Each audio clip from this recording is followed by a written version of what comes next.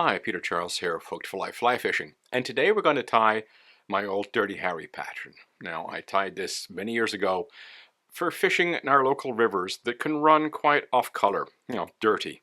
And the fish are still there and they'll still hit. The very first time I used this fly was on the Credit River, I don't know, must be 20 years ago. And there was a whole mess of centerpin guys leaving the river. It was high, it was blown, it was ugly. They're all heading off. They've had enough. They haven't caught any fish. So I went out of the river with the Dirty Harry, and within like 5 minutes I hooked up a beautiful chrome hen. So it will work in ridiculously dirty water conditions. I have another example up on YouTube with me fishing the Loomis Pro 4X 6'7", 12'6", 6'7" spay rod. And I had no hookups, but I had 2 hits in filthy conditions using the tube fly version of this fly. So I thought, you know what, I'll do it again with a better quality video. And, I encourage you to give it a try. If you're dealing with dirty conditions a lot of the time, this is a type of fly that'll work for you. So right off the bat, this hook is a Kamasan deep water salmon hook. It's very heavy. It's designed to get down with a lot of weight in the hook. And I don't like to add weight to the fly. I just use the weight of the hook. It produces a more balanced fly as far as I'm concerned. We're going to start off with this white Vivas 8/0 thread. I'm not going to finish the fly with this, but most of the fly will be tied with the white. The tag is going to be the Uni Mylar, size 10 and gold silver, and we'll be using the silver side. I'll be using this Uni French large oval silver tinsel. The body is going to be made out of this Uni yarn in purple. I'm going to be putting on 2 Marabou feathers, black and a purple, and the black is a little smaller than the purple. The purple goes on first, followed by the black. We're going to be using purple crystal flashes, kind of a blue purple, this one. I really like this one, it really shines. The wing is going to be black bucktail. And we're going to finish off with some red thread to create the red head.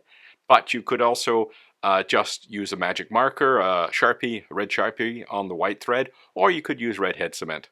But we want a bright red head when we're done. Okay, so let's get started.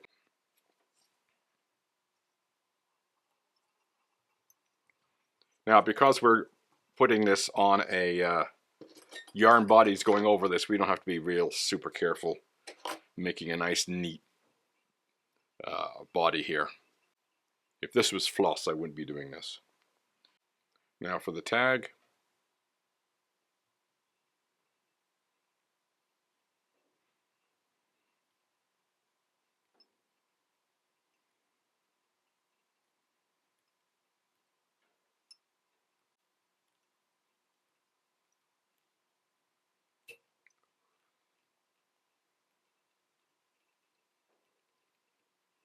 I'll just get the thread out of the way. This is a fairly substantial tag. You want a little flash at the end of the fly. If a fish is approaching it from the rear, you want them to be able to see something that's going to attract their attention.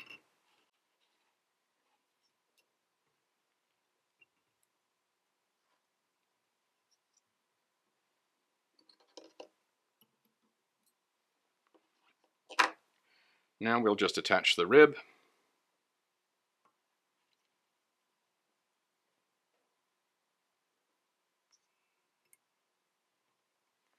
Now for the yarn.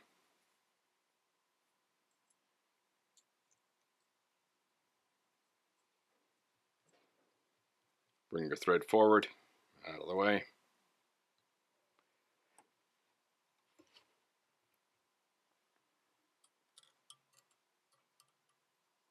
We're going to be making 3 passes with the yarn, and you'll notice here that I've got a bump. So I'm starting the yarn off a little bit ahead of that bump. So I'm going to fill in the space, and then I'm going to come back and cover that up on the next pass. Stop at the return, come back.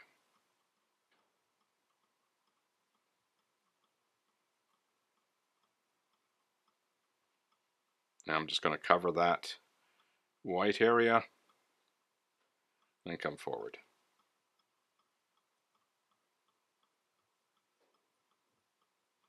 bring it up onto the return and where we'll tie it off.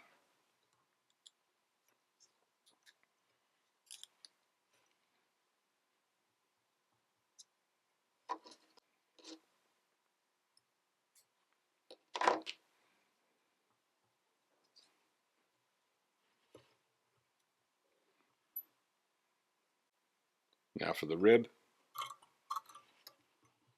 I like to put a turn at the back and then come forward.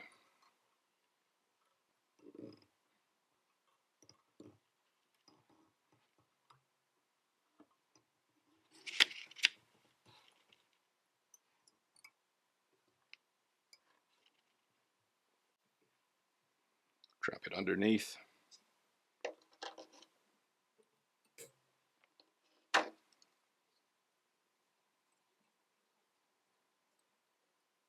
Okay, now for our purple marabou, we're going to tie it in by the tip.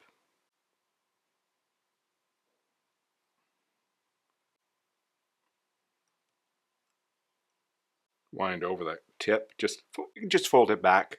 I mean, if you want to trim it off, you can, but you know, I just fold them back. Again, this is not a pretty fly, so I'm not worried about such things. And it's just a tad more marabou to the tie. Okay, make your first turn gently. These marabou quills at the tip are quite fine. And then just stroke the barbs back, trying not to trap any. So pull them out of the way.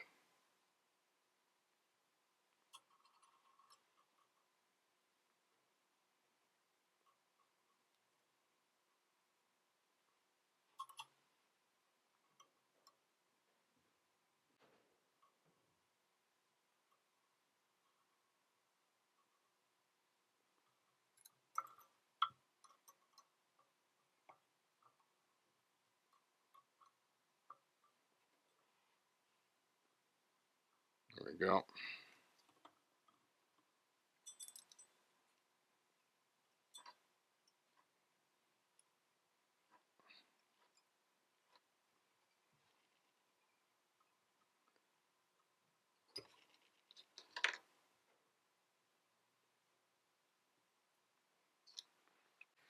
Now for the black, same idea, we just grab the tip,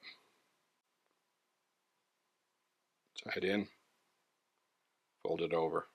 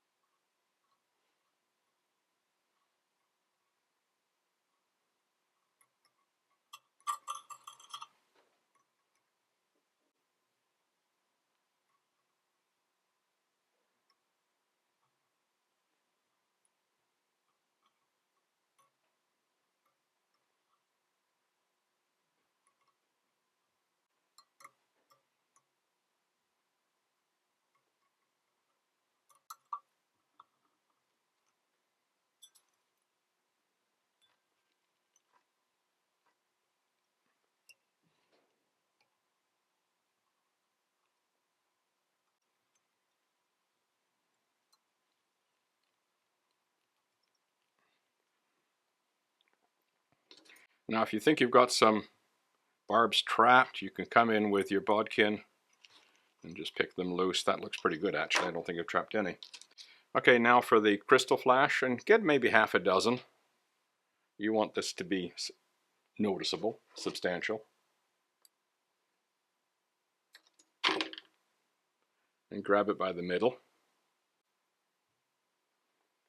And just come along, bring it up underneath, sit it on top.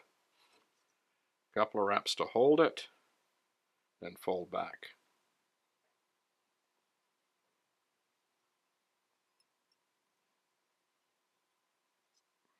There we go. Now for our black bucktail.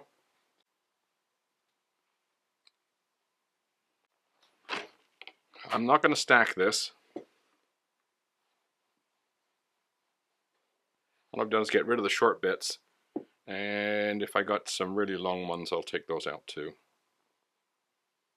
There we go. So we're going to size it.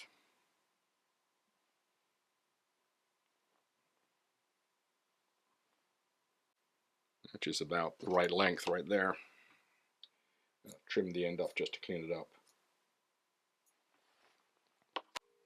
Okay, bring your thread to the back of the head. And then I'll just nestle my bucktail in soft wrap and I'll pull it back. Just clear the eye. And then I'll put in some snug wraps. Now you might get a few strays. So just come in with your scissors and clip those loose bits off. Okay. Now we'll finish this up.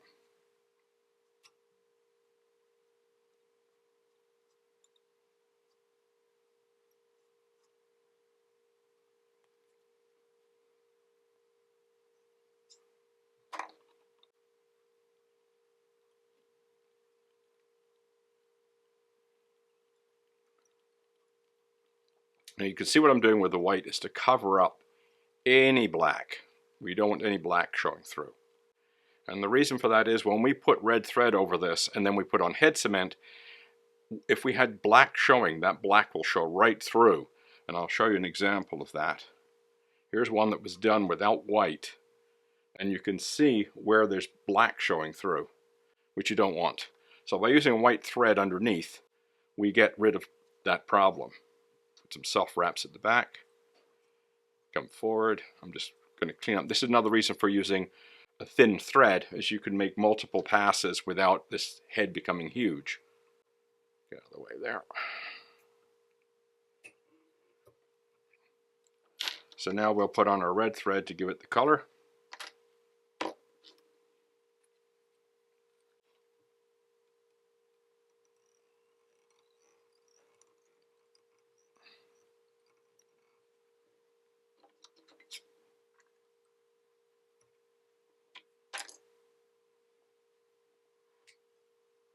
So you want to make sure you cover all the white.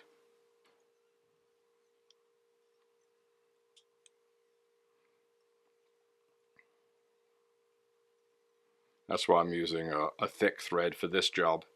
It helps me get a good coverage.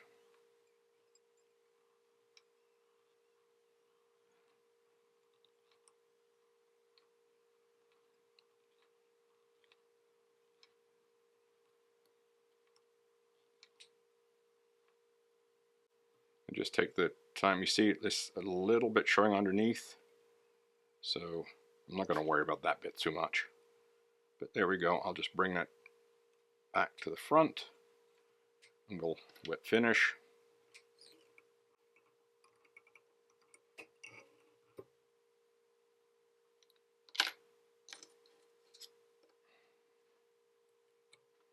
And now for a head cement. Okay, there's our Dirty Harry with a nice bright red head. The head has to be a reasonably good size so it pushes water and causes that marabou to fluff up. If you wanted, if you're going into very fast flows and you were concerned that the marabou will get squished down, you could always put a dubbing ball right behind the marabou. And that way the dubbing ball will help it flow out. I mean, you've got multiple choices.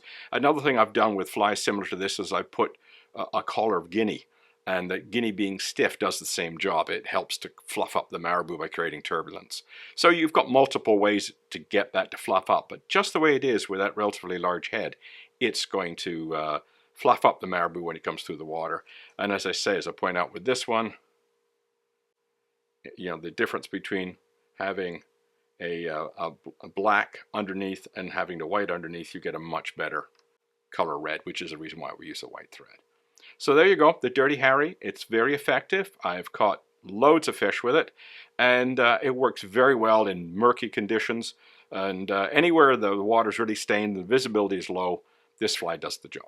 So check it out. Cheers.